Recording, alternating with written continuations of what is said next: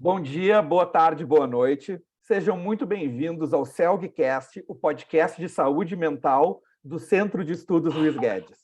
Para quem não sabe ainda, o CELG foi fundado em 1959 e reúne psiquiatras, psicólogos e outros profissionais envolvidos em saúde mental.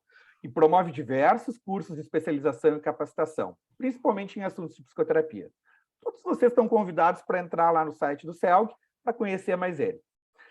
Desde 1960, ocorrem as jornadas do CELG bianuais, e a nossa entrevista de hoje faz parte da série Vamos à Jornada do CELG 2022, que vai ocorrer agora, entre 4 e 6 de agosto, no Hotel Serrano, lá em Gramado, evento presencial, um dos primeiros eventos presenciais em saúde mental depois nessa etapa atual da pandemia. A temática de hoje da jornada vai ser resiliência, encontros e desencontros. Vocês veem que é uma temática essencial hoje na situação de pandemia, crise financeira, crise política, enfim, precisa-se. E o assunto que a gente vai falar hoje é uma das mesas redondas do evento, que é telepsiquiatria em diferentes perspectivas. Vai ser no sábado, lá no dia da jornada, a partir das 10 da manhã. Hoje a gente vai entrevistar um psiquiatra e psicanalista, Fernando Grilo Gomes, doutor, professor de psiquiatria da URGS, foi supervisor de gerações e gerações de residentes do hospital e de outros profissionais também. O professor tem o foco dele, principalmente em psicoterapia de orientação analítica e psicanálise para adultos e idosos, e ele é conhecido pela competência dele em gerar consensos e conseguir gerenciar equipes em diferentes contextos, além de ser um excelente cozinheiro de paellas espanholas. Professor, muito obrigado pelo seu tempo, né? E o senhor está trazendo, enfim, junto com outros colegas, essa temática que foi universal a todos os profissionais de saúde mental, psicólogos, psiquiatras, psicoterapeutas, psicanalistas, ou seja, todos que tiveram que se adaptar ao teleatendimento. Computador, celular, tablet, sinal de fumaça, receita online, tem para todos os gostos. Professor, nos dá um panorama do que o senhor vai abordar na nossa jornada. Bom, em primeiro lugar, queria cumprimentar a todos, né, que estão nos assistindo, né? A jornada do CELG é um evento super tradicional e muito prestigiado, né, por colegas não só aqui do Brasil, como do exterior também. Nós somos conhecidíssimos em função das nossas jornadas, né? Eu tenho o prazer de dizer para vocês que eu acompanhei praticamente todas as jornadas há muitos anos, né? Desde as primeiras jornadas, ainda na minha época de residente. Depois terminei residência, entrei para o magistério, né? Então, até hoje eu venho acompanhando. Provavelmente, se eu faltei uma ou duas jornadas, foi por algum motivo muito especial. Mas é muito prazeroso para mim, não só participar, como também nesses convites que me fazem para mim apresentar algum tema durante a jornada. E este tema especificamente do teleatendimento é um tema que eu considero extremamente atual. Não que seja uma grande novidade, né? Porque se fazia de uma outra maneira já há muitos e muitos anos, atendimentos, principalmente atendimentos eventuais ou atendimentos em alguma situação de urgência, seja pelo telefone, né? Seja de uma outra maneira que não a presencial. O que a gente nota, o que a gente constata, é que com o evento da pandemia, e o evento da pandemia, a primeira consequência que trouxe foi o nosso isolamento social, nós ficamos impedidos de conviver com os nossos pacientes, com a grande maioria dos nossos pacientes diretamente. Isso, principalmente pacientes de psicoterapia, pacientes de psicanálise e uma grande parte dos pacientes de psiquiatria clínica também. Quer dizer, somente aqueles casos em que haveria uma necessidade muito urgente, depois casos muito agudos, se manteve o atendimento presencial. São casos um número muito pequeno de pacientes que teve que se manter o atendimento presencial por uma necessidade dos pacientes. Então, esse atendimento sistemático, Alexandre, ele ficou, vamos dizer assim, estabelecido e sistematizado com a pandemia, né? Antes nós fazíamos atendimento, né? Eu me recordo no início da minha vida de psiquiatra, cansei de atender pacientes meus pelo telefone, né? E era telefone que não era nem o celular, era o telefone de linha. Era o legítimo atendimento online, né? Ou na linha telefônica, né? Os pacientes ligavam para a gente atendia numa situação de emergência, enfim, sem problema nenhum. Assim como também se dava atendimento a colegas para supervisão, entende? Alguns casos se as pessoas queriam discutir, né? Psiquiatras novos que tinham feito a residência, que iam para outra cidade, no interior, eles utilizavam esses meios de comunicação para atendimento ou para supervisão. Então, isso aí já vinha há muito tempo sendo utilizado. O que aconteceu, o que mudou, foi com a pandemia. Com a pandemia que se passou a sistematizar esse atendimento. E, para isso, né, nós tivemos, então, aí que entra a questão da resiliência, né? Para manter a resiliência dos pacientes e a nossa própria resiliência como terapeutas, nós tivemos que fazer uma adaptação. E vocês não pensem que essa adaptação foi fácil. Eu acho que todos que começaram nesse nova sistemática de atendimento sentiram na pele, né? Porque nós não estávamos acostumados, né? E muitas vezes nós éramos até críticos de quem fazia isso de uma forma mais frequente, né? Então, nós tivemos não só que vencer um preconceito de começar a trabalhar na telinha, como nós estamos agora, né? Nós tivemos que ajudar os nossos pacientes também a vencerem esse preconceito, né? De poderem se mostrar dessa maneira, e nós tivemos que nos adaptar tecnicamente a uma outra forma de trabalho, né? E o senhor consegue trazer algumas das adaptações técnicas, principalmente até no contexto de psicoterapia de orientação analítica e psicanálise para nós, professor? Claro que sim. Na psicanálise, vamos dizer assim, dos conceitos técnicos da psicanálise é a utilização do divã, né? Justamente que faz parte da técnica o analista sair da visão do paciente, para deixar o paciente mais livre para pensar e para poder fazer suas associações livres, né? E nós tivemos que ficar cara a cara na telinha com os nossos pacientes. Nós tivemos que nos acostumar a essa outra forma de atendimento, né? Outras coisas que aconteciam também. O paciente, e tanto o paciente quanto o terapeuta, tinham que ter um ambiente o mais neutro possível, em que a interferência, né, do meio fosse a mínima possível. Até aconteceu isso comigo, acho que com outros colegas também. Lá pelas tantas, nós estávamos assim, no meio da sessão, e o cachorro começava a latir, entende? Passava um gato entre nós e a câmera, né? Quer dizer, então, às vezes entrava até uma pessoa da família, né? Uma criança, né? Papai, mamãe, isso aqui. Quer dizer, essas coisas começaram a interferir, mas eram coisas da realidade do paciente, né?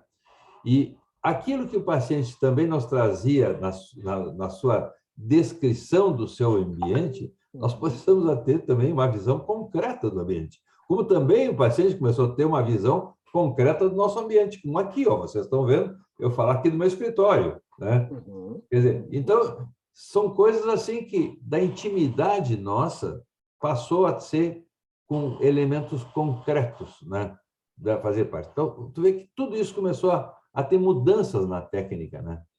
São coisas que acontecem, né? Nós tivemos que ensinar nossos pacientes e aprender também a utilizar melhor o computador, a ter um mínimo de instrumentos para a gente poder ter uma conversa mais ou menos tranquila, entende? De ter uma internet relativamente boa, sem cortes, Sim. entende? Pacientes, por exemplo, que moravam muito no interior, isso aqui tiveram uma certa dificuldade, tiveram que se adaptar a isso. Quer dizer, então, são situações que também foram influenciando para a gente poder ter um trabalho relativamente, vamos dizer assim, produtivo. Então, o senhor está falando da técnica, eu estou pensando também, tem a técnica psicoterapêutica e tem a técnica da informática, né? Então, por exemplo, assim, exatamente. Agora estamos falando nós dois, eu consigo me ver e consigo lhe ver também, né? Por acaso os psicanalistas fizeram alguma estratégia de talvez suprimir a imagem que eles se veem para não o senhor chegou a ver algum relato nessa linha, assim, professor? Não, ou não? assim, não. Tem alguns trabalhos de pesquisa na nossa área de psiquiatria psicodinâmica e até mesmo em psicanálise, alguns trabalhos de pesquisa nessa área, mas isso são coisas assim que não foram muito adiante.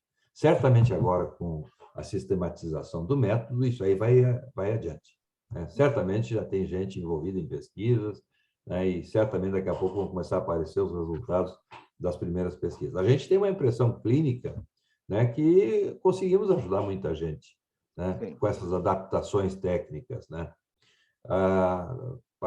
Os pacientes nos relatam que, né, que tiveram assim um bom aproveitamento, enfim, a maioria, né? Eu tive alguns pacientes que tiveram dificuldades ou alguns que ficaram impedidos, não conseguiram se adaptar a essa técnica. Isso aconteceu. Esses pacientes que não conseguiram se adaptar, eu mantive atendimento presencial, né? Foram poucos. Poderia dizer assim, em torno de 10, 15% dos pacientes meus. Foi a minha experiência foi essa aí, né? Pessoas que ficavam muito inibidas, ou pessoas que não tinham um ambiente de poderem ficar totalmente assim, em sigilo que estavam conversando, né? Por exemplo, assim, ó, eu tive pacientes que tinham conflitos familiares intensos, entende? E que eles tentaram até ir para dentro do automóvel para conversar comigo, né? Para se sentir assim um ambiente, né? Mas só que lá no automóvel a internet não funcionava bem, entende? Então são coisas assim que difíceis de acontecer, né? Entende, Alexandre? Não, é Então importante.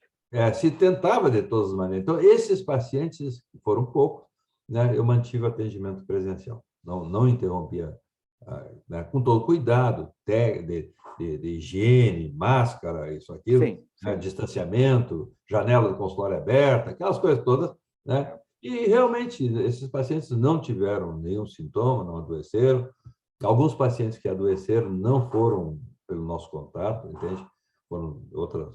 Eu me contaminei, eu tive Covid, mas foi agora, já Omicron, né? E não sei como é que me contaminei, embora todos os cuidados, né? Bom, mas o que eu quero dizer é assim, ó, que o resultado foi bom. E eu acho que isso é o que demonstra a resiliência nossa de adaptação à saúde, entende? Para sobreviver da melhor forma possível. Isso nós nos adaptamos, tanto os terapeutas quanto os pacientes. Eu acho que isso aí que está relacionado com o tema da jornada, né? Sim. Que é a resiliência. É a nossa capacidade de adaptação para manter a nossa saúde da melhor forma possível. Isso é a resiliência, né? E eu acho que é isso que nós conseguimos fazer. Importante, professor. Até a gente estava conversando antes, o senhor relembrou que o Freud também entregou tratamentos, né, via cartas, Exatamente. via o telefone do orelhão, depois, mas então assim, o terapeuta tem que estar aberto a isto, né, a essa situação de adaptação para o senhor identifica estamos já no final da nossa conversa, mas o senhor identifica alguma competência que é essencial para o profissional de saúde conseguir implementar a telepsiquiatria, assim, ou, enfim, algum outro aspecto aí nessa linha aí desse aprendizado dos terapeutas?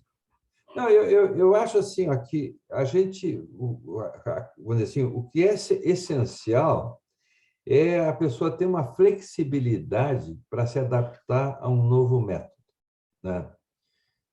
Tem pessoas que são tão rígidas, não só terapeutas, como pacientes também, entende? Que aí tem mais dificuldade, eu diria assim, né? Porque ficam presos assim em determinada coisa. Não, tem que ter assim, tem que ser assado, né? Tem que ter determinadas condições mínimas, isso, aquilo, da técnica, e aí fica preso naquilo ali e fica com mais dificuldade de se adaptar. Então, eu acho assim, tendo uma certa flexibilidade, vamos dizer assim, podendo experimentar, podendo aprender com os erros, eu diria assim, ó, eu posso comparar a sistematização do atendimento online. Eu me lembro muito quando eu comecei a ser professor, né? Porque naquela época, quando eu comecei a ser professor, a gente era convidado para ser professor. Não tinha mestrado nem doutorado. Eu vim fazer meu mestrado e doutorado muitos anos depois, que eu já era professor há anos e anos. Então, tu entrava para dar aula para uma turma muito ansioso, louco de medo, né? O que iam te perguntar? Se tu ia saber as respostas, não ia saber as respostas. Quer dizer, é uma experiência nova. E a gente sabe que toda novidade nos traz um certo receio do que vai acontecer. Então, nós temos que estar dispostos a enfrentar essa primeira, né, situação de ansiedade pela novidade, pelo desconhecido, medo do desconhecido, né? E depois que a gente supera isso com o tempo, a coisa se tranquiliza e eu acho que vai de uma forma muito boa. Tanto é que eu acho que esse método veio para ficar, né? Tem muitas pessoas que antes não conseguiam, até mesmo se tratar, se analisar pela distância, né? Que hoje em dia, com esse método, vão conseguir, entende? Vão se conseguir se tratar, vão conseguir... Enfim, eu estava dando um exemplo para o Alexandre, nós estávamos conversando antes, né? Um exemplo que me aconteceu semana passada, no meu consultório, um paciente meu que teve um acidente doméstico, fez uma fratura e ficou incapacitado de se locomover de casa. Ficou, né, imobilizado em casa. E nós mantivemos a sessão, né? Era um paciente que já estava indo presencialmente ao consultório, não mantivemos a sessão. Quer dizer, eu atendi ele em casa, ele quebrado lá, coitado, né, imobilizado, mas mantivemos a sessão. E o que era antes uma coisa assim que ocasionalmente nós fazíamos, uma viagem do paciente que ia fazer um curso no exterior, né, coisa desse tipo, a gente fazia isso ocasionalmente, né? Sim. Nós dávamos cursos de psicoterapia de orientação analítica no interior ou em outros estados e fazíamos supervisão e muitas aulas online. Quer dizer, isso também não era não foi uma grande novidade para quem já estava envolvido de alguma maneira com isso aí. Talvez tenha sido mais fácil para as pessoas que já estavam envolvidas de alguma forma ou de outra. Mas é um método que eu diria assim, ó, que foi bom para desbravar, para tirar os preconceitos e que eu acho que veio para ficar. Isso aí, professora. São dentro de todos os problemas aí da pandemia, às vezes surgem algumas coisas positivas dentro da possibilidade. Um deles é esse da telemedicina, teleatendimento, se estruturar, realizar pesquisas, né? E uma coisa assim que eu gostaria de terminar, claro, que eu acho que essa mesa vai ser uma oportunidade, né, para as pessoas poderem trocar ideias com a gente, né? Nós também estamos aprendendo, né? É uma coisa nova, tem 2 anos isso aí. Então, seria muito importante as pessoas irem para contar também das suas experiências, né? E a gente trocar ideias sobre isso. Casualmente, hoje, eu tive uma reunião dentro da Faculdade de Medicina com a nossa diretora, a professora Lúcia, e conversando sobre esse aspecto, e ela estava me dizendo que depois que estourou a pandemia, já foi criada uma disciplina dentro da Faculdade de Medicina de teleatendimento, né? Já existe essa disciplina formada e os alunos da graduação já estão recebendo aulas sobre teleatendimento. Então, eu acho que isso é uma coisa fantástica, porque as pessoas vão sair já de uma outra maneira, uma outra forma de quando se deve fazer, quando não se deve fazer, né? Que até onde vai os limites disso tudo. Quer dizer, tudo isso hoje em dia já está sendo mais estudado, está sendo ensinado. Eu acho que é uma oportunidade de se abrir. Excelente. Veio uma breaking news aí trazida pelo professor. Ele se refere à Faculdade de Medicina da Universidade Federal do Rio Grande do Sul, a URGS, né? E, professor, muito obrigado aí pela sua disponibilidade, por trazer esses spoilers, enfim, da sua fala e para atrair as pessoas, que as pessoas levem, enfim, situações, casos que vai ter um tempo específico ali também para ter essa troca. Muito obrigado, professor. Tá ok. Obrigado e até lá, então. Todos vocês vão poder ter acesso aos demais CELGcasts nas plataformas de podcast, no próprio site do CELG também tem. O meu nome é Alexandre Enes Henriques, eu sou médico psiquiatra e faço parte da diretoria de tecnologia do CELG. E lembramos a todos vocês que é possível se inscrever, hein, pessoal, ainda, né, no site celg2022.com.br. Tem um botãozinho lá em cima, inscrições, e vão ser todos muito bem-vindos e bem-vindas no evento. Até a próxima. Professor, muito obrigado. Ok, obrigado.